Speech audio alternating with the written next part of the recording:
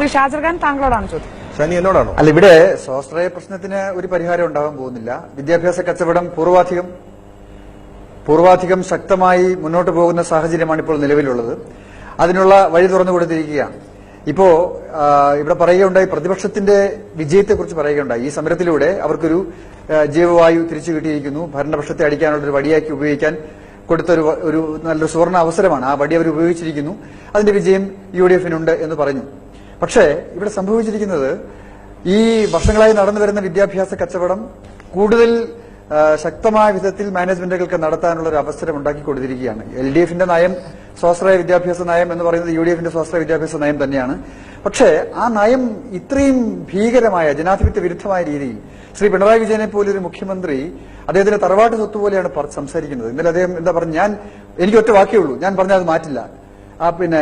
എന്ന് പറഞ്ഞാൽ എന്റെ സ്വകാര്യ സ്വത്താണ്, അല്ലെങ്കിൽ എന്റെ തറവാട്ട് സ്വത്താണ്, അത് എനിക്കതിൽ ഇനി മാറ്റം വരുത്താൻ പറ്റില്ല, പറഞ്ഞതാണ് എന്ന രീതിയിൽ സംസാരിക്കുന്നത് അത് സ്വേച്ഛാധിപത്യപരം മാത്രമല്ല, അത് ഒരു സമൂഹത്തിന് നേരെയുള്ള വെല്ലുവിളിയാണ്. ഇത് പ്രതിപക്ഷത്തോടുള്ള അഭിപ്രായ പ്രകടനം എന്ന രീതിയിലല്ല നമ്മൾ എടുക്കേണ്ടത്. കാരണം പ്രതിപക്ഷം ശരിയാണ്, ധാർമ്മികമായി അവർക്ക് ഇത് ഉന്നയിക്കാനുള്ള യാതൊരു അവകാശവും. അവരാണ് ഈ സ്വാശ്രയത്തിന്റെ ദുർഭൂതം തുറന്നുവിട്ടത്, അവരാണ് വിദ്യാഭ്യാസ കച്ചവടം നടത്തിക്കൊണ്ടിരിക്കുന്നത്.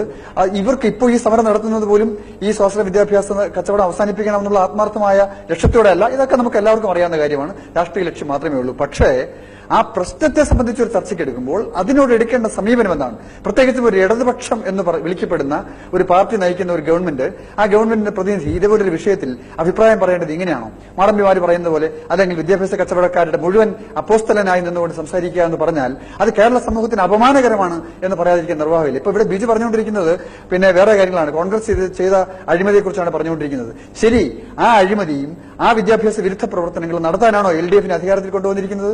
ഈ കഴിഞ്ഞ തവണ അവരുണ്ടാക്കിയിട്ടുള്ള കരാറുകൾ, UDF ചെയ്തു വെച്ചിട്ടുള്ള കരാറുകൾ, ആ കരാറുകൾ തുടരാൻ വേണ്ടിയിട്ടാണോ ചെയ്തിരിക്കുന്നത്? അവർ ഫീസ് കൂട്ടി, അവർ കോഴ വാങ്ങാൻ അവസരമുണ്ടാക്കി. അതേപോലെ ഒരുപക്ഷെ അതിനേക്കാൾ ഭീകരമായ വിധത്തിൽ കോഴ വാങ്ങാനും ഫീസ് വാങ്ങാനും അവസരമുണ്ടാക്കി കൊടുത്തിരിക്കുന്നു. എന്നിട്ട് ഒരു സമരശക്തിയല്ലാത്ത കോൺഗ്രസും UDF-ഉം നടത്തിയ സമരം പരാജയപ്പെടുമ്പോൾ ആ സമരത്തെ അവർ വളരെ മോശമായ രീതിയിൽ അവതരിപ്പിക്കുന്നു. അത് വേറൊരു കാര്യം. ഇനി അത് പരാജയപ്പെടുമ്പോൾ അത് LDF-ന്റെ വിജയമാണെന്ന് അവകാശപ്പെടുന്നത് എത്രത്തോളം അധാർമികമായ കാര്യമാണ്. അതൊന്ന് മനസ്സിലാക്കണം. ഇത് ശ്രദ്ധിച്ചുകൊണ്ടിരിക്കുന്ന, ഇത് പരിശോധിക്കുന്ന ഇവിടുത്തെ വിദ്യാഭ്യാസ പ്രവർത്തകരും സാമൂഹ്യ പ്രവർത്തകരും ജനങ്ങളും, വോട്ട് ചെയ്ത ജനങ്ങളുമുണ്ട് എന്ന കാര്യം മനസ്സിലാക്കണം. പിന്നെ ഇത് 2500 പേരുടെ മാത്രം പ്രശ്നമല്ല. അത് ഏതാനും മെറിറ്റ് വിദ്യാർത്ഥികളുടെ മാത്രം ഇഷ്യൂ ആയിട്ടല്ല ഇത് കാണേണ്ടുന്നത്. ഇതൊരു ആരോഗ്യ മേഖലയുടെ പ്രശ്നമാണ്. ഇവിടുത്തെ രോഗികൾ, നമ്മളെല്ലാവരും രോഗികളായി തീരുന്നവരാണ്. നമ്മളെ ചികിത്സിക്കേണ്ട ഡോക്ടർമാരെ എങ്ങനെ സൃഷ്ടിക്കണം എന്നതിനെ സംബന്ധിക്കുന്ന ഒരു അടിസ്ഥാനപരമായ ചോദ്യവുമായി ബന്ധപ്പെട്ടതാണ് ഈ മെഡിക്കൽ രംഗത്തെ വിഷയങ്ങൾ. അതുകൊണ്ട് ഞങ്ങൾ ആവശ്യപ്പെടുന്നത് മെഡിക്കൽ വിദ്യാഭ്യാസ രംഗത്തെങ്കിലും ഈ സ്വാശ്രയ വിദ്യാഭ്യാസ കച്ചവടം അവസാനിപ്പിക്കണം. അതല്ലെങ്കിൽ ഈ അരമുറി വൈദ്യന്മാരെ സൃഷ്ടിക്കുകയും അവർ രോഗികളെ കൊല്ലുകയും ചെയ്യുന്ന സ്ഥിതിവിശേഷം വന്നാൽ എന്തായിരിക്കും സ്ഥിതി? കോടികൾ മുടക്കി മാത്രമേ ഡോക്ടറാകാൻ പറ്റൂ എന്ന സാഹചര്യം ഉണ്ടാക്കി കൊടുത്ത് അങ്ങനെ ലോൺ എടുത്തോ അല്ലെങ്കിൽ കടപ്പാടം വിറ്റോ ഒക്കെ ഡോക്ടർമാരായി വന്നിട്ട് അവര് എങ്ങനെയാണ് രോഗികളെ ചികിത്സിക്കുക? അതിന്റെ എത്തിക്സ് എന്തായിരിക്കും? അപ്പൊ ആ മെഡിക്കൽ വിദ്യാഭ്യാസത്തിന്റെ എത്തിക്സ് ആണ് ഇവിടെ ബലി കഴിക്കപ്പെടുന്നത്. അതുകൊണ്ട് ഇവിടെ ജയിച്ചത് ആര് എന്ന് ചോദിച്ചാൽ പ്രതിപക്ഷവും ഒരുപക്ഷെ ഭരണപക്ഷവും ജയിച്ചിട്ടുണ്ടാകാം. പക്ഷെ സമ്പൂർണ്ണമായി പരാജയപ്പെട്ടിരിക്കുന്നത് ജനങ്ങളാണ്, പൗരസമൂഹമാണ്, വിദ്യാഭ്യാസ മേഖലയാണ്. മെഡിക്കൽ വിദ്യാഭ്യാസം പ്രത്യേകമായി ഇവിടെ പരാജയപ്പെടുകയാണ്. ഈ ഭരണ പ്രതിപക്ഷങ്ങളുടെ ഒത്തുകളിയുടെ ഭാഗമായിട്ടാണ് വന്നിരിക്കുന്നത്, എല്ലാവർക്കും അറിയാം. പക്ഷെ ആ ഒത്തുകളിയുടെ ഭാഗം എന്ന് പറയുമ്പോൾ ഇപ്പം മാനേജ്മെന്റും ഭരണപക്ഷവും തമ്മിൽ ഉണ്ടാക്കിയിട്ടുള്ള ഒത്തുകളിയുടെ ഭാഗമായിട്ടാണ് ഇപ്പോൾ ഈ ഒരു കരാറുണ്ടായത് എന്ന കാര്യം നമുക്ക് ഏവർക്കും അറിയാവുന്ന കാര്യമാണ്.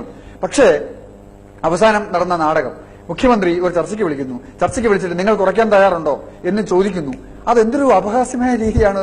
ജനങ്ങളെ പ്രതിനിധീകരിക്കുന്ന ഒരാൾ ചോദിക്കേണ്ടത് നിങ്ങൾ കുറയ്ക്കാൻ തയ്യാറുണ്ടോ എന്ന ചോദ്യമാണോ ചോദിക്കേണ്ടുന്നത്? മറിച്ച് ഇവിടെ വലിയൊരു പ്രശ്നം സ്വാശ്രയ വിദ്യാഭ്യാസ രംഗത്തുണ്ടായി വന്നിരിക്കുന്നു.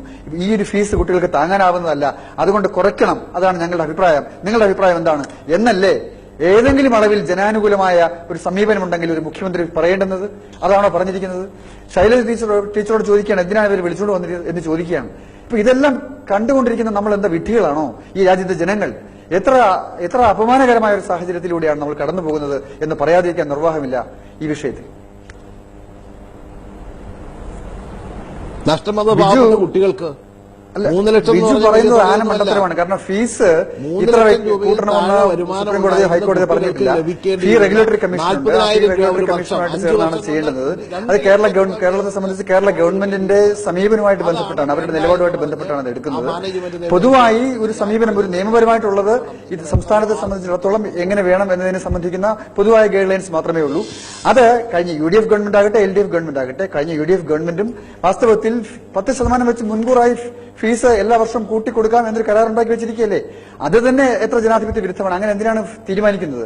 അപ്പൊ അത് തന്നെ ചോദ്യം ചെയ്യപ്പെടേണ്ടതാണ്. അതിന് LDF എതിരല്ല, അവരൊരിക്കലും അത് ആ ചോദ്യം ഉന്നയിച്ചിട്ടില്ല നിയമസഭയിൽ പോലും. എന്ന് മാത്രമല്ല, ആ 10% എന്നുള്ളത് പോയിട്ട് 30-35% വരെ വർദ്ധിപ്പിച്ചു കൊടുത്തു എന്നതാണ് LDF ചെയ്ത കുറ്റകൃത്യം എന്ന് പറയുന്നത്.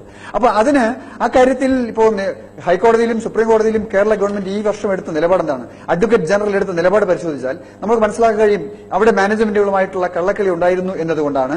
അതിനെ ചോദ്യം ചെയ്യാനോ ഇവരുടെ ഇപ്പൊ നീറ്റ് അട്ടിമറിച്ചുകൊണ്ടാണ് അഡ്മിഷൻസ് മുഴുവൻ നടന്നിരിക്കുന്നത്. എന്തുകൊണ്ട് ചോദ്യം ചെയ്തില്ല? ഇത് പറയുമ്പോൾ ഇവിടെ കോഴ വാങ്ങിക്കുന്നു. ഇന്നലെ മാനേജ്മെന്റുമായി അസോസിയേഷനുമായിട്ട് മീറ്റിംഗ് വിളിച്ച് ചേർക്കുമ്പോൾ നിങ്ങൾ എന്തുകൊണ്ടാണ് ഈ മെറിറ്റ് അട്ടിമറിച്ചുകൊണ്ട് അഡ്മിഷൻ നടത്തുന്നത് എന്ന ചോദ്യം മുഖ്യമന്ത്രി എന്തുകൊണ്ട് ചോദിച്ചില്ല? എന്തുകൊണ്ടാണ് നിങ്ങൾ കോടികൾ ഇപ്പോൾ കോഴ വാങ്ങിച്ചുകൊണ്ടിരിക്കുന്നത്? കോഴ നിരോധിച്ചിട്ടുണ്ടല്ലോ സുപ്രീം കോടതി TMFI ഫൗണ്ടേഷൻ കേസ് ഉൾപ്പെടെ എല്ലാ കേസുകളിലും ഈ കോഴ നിരോധിച്ചുകൊണ്ടുള്ള തലവരി നിരോധിച്ചുകൊണ്ടുള്ള ഉത്തരവുകളുണ്ടല്ലോ. എന്തുകൊണ്ട് നിങ്ങൾ അത് ലംഘിച്ചുകൊണ്ട് അഡ്മിഷൻ നടത്തിക്കൊണ്ടിരിക്കുന്നു എന്ന ചോദ്യം ചോദിച്ചില്ല? പകരം നിങ്ങൾ ഇനി ഫീസ് കുറയ്ക്കാൻ ഉദ്ദേശിക്കുന്നുണ്ടോ? ഇല്ലല്ലോ. അങ്ങനെയാണെങ്കിൽ ഇനി ഈ ചർച്ച ഇവിടെ അവസാനിപ്പിക്കാം, അടുത്ത വർഷം കാണാം എന്ന് പറയുന്നത് എത്ര വലിയ ജനാധിപത്യ വിരുദ്ധവും ജനവിരുദ്ധവുമായ ഒരു സമീപനമാണ് എന്നാണ് ഞാൻ പറഞ്ഞു വരുന്നത്. അത് ഈ സ്വാശ്രയ വിദ്യാഭ്യാസ നയത്തിൽ നിയമപരമായ പ്രശ്നങ്ങൾ നിയമപരമായി ഫീസ് വർദ്ധിപ്പിക്കുന്നത് നയപരമായ വിഷയമാണ്. എത്ര കൂട്ടണം എന്നതിനെ സംബന്ധിച്ച് മാനേജ്മെന്റുകൾ കുറയ്ക്കാൻ തയ്യാറാകുന്നത് ഒരു ഗവൺമെന്റ് എടുക്കുന്ന നിലപാടുമായി ബന്ധപ്പെട്ടതാണ്. പ്രതിപക്ഷത്തിന്റെ രാഷ്ട്രീയ സമരത്തിന്റെ മാത്രം അടിസ്ഥാനത്തിൽ മാനേജ്മെന്റുകൾ ഫീസ് കുറയ്ക്കാൻ തയ്യാറാകുന്നത് ഒരു മുഖ്യമന്ത്രിയോ സംസ്ഥാനത്തിന്റെ തലവനോ പറയുകയാണ് ഫീസ് കുറയ്ക്കണം, നിങ്ങൾ കോഴ വാങ്ങരുത്, നിങ്ങൾ മെറിറ്റ് പാലിക്കണം എന്ന് അവിടെ കർശനമായ ഉപാധികൾ മുന്നോട്ട് വെച്ചുകൊണ്ട് വേണം മാനേജ്മെന്റുകൾ നടത്തിക്കൊണ്ടിരിക്കുന്ന നിയമവിരുദ്ധമായ പ്രവർത്തനങ്ങളെ തടയിടുവാൻ ആവശ്യമായ നടപടികൾ സ്വീകരിക്കേണ്ടുന്നത്. അതിന് പകരം വിപരീതമായി മാനേജ്മെന്റുകളുടെ വക്താവായി അദ്ദേഹം സംസാരിക്കുകയായിരുന്നു. അപ്പൊ ആരുടെ വക്താവാണ് ബഹുമാനപ്പെട്ട മുഖ്യമന്ത്രി?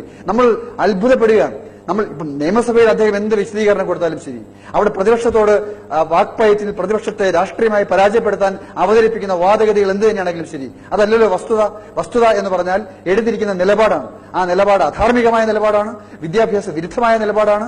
മാനേജ്മെന്റുകൾക്ക് കൊള്ളയടിക്കാനുള്ള അവസരമുണ്ടാക്കി കൊടുക്കുന്ന ഒരു കരാറുണ്ടാക്കിയെന്ന് മാത്രമല്ല, ആ കരാറിനെ ഡിഫെൻഡ് ചെയ്തുകൊണ്ടുള്ള ഒരു നിലപാട് സ്വീകരിക്കുന്നു എന്നുള്ളത് കേരള സമൂഹത്തിന് സ്വീകരിക്കാൻ പറ്റുന്ന കാര്യമല്ല, അംഗീകരിക്കാൻ പറ്റുന്ന കാര്യമല്ല. പരിയാരം മെഡിക്കൽ കോളേജിൽ എന്താ ചെയ്തുകൊണ്ടിരിക്കുന്നത്? ഗവൺമെന്റ് കൺട്രോളിലുള്ള ഒരു കോളേജിൽ 6 ലക്ഷമായിരുന്നത് 10 ലക്ഷം രൂപയ്ക്ക് വർദ്ധിപ്പിച്ചത് എന്തിന്റെ അടിസ്ഥാനത്തിൽ?